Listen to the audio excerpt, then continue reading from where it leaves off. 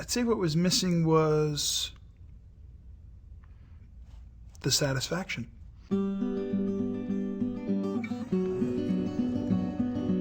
My life before Christ was focused on making money. My life before Christ was a totally day in and day out existence that was, unbeknownst to me at the time, an existence of self-absorbance. And, just doing what you normally do when you're trying to maintain a career in the movie business.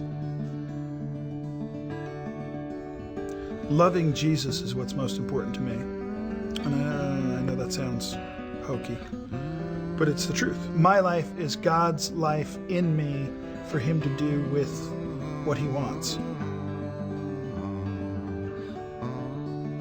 My wife and I were living in Tucson, Arizona about 16 years ago almost, and through the family we hired this cleaning woman. She's working with us for about 2 weeks, and my wife kind of notices her singing that she does every day in her work. Eventually, after a few more days of this, went to Augusta and said, I noticed your singing, and I was just curious, why is every song about Jesus? Perhaps there's another tune in your repertoire, so to speak. And Augusta had a very interesting reaction to the question. She literally burst out laughing in my wife's face. I just had to do that, sir.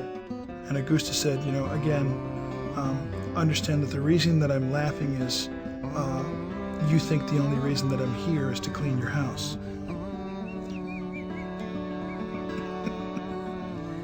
So my wife, she says, honey, I'd like to share with you something that Augusta just told me. And I said, what's that, dear? And she said, well, she just explained to me that the real reason she's here is because in the future, you and I are going to become born-again Christians, and at some point after that, we're going to have our own ministry. And I said, really?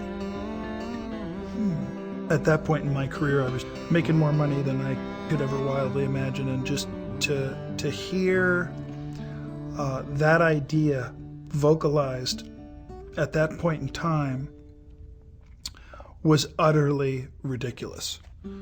But that's the beginning of the journey for me.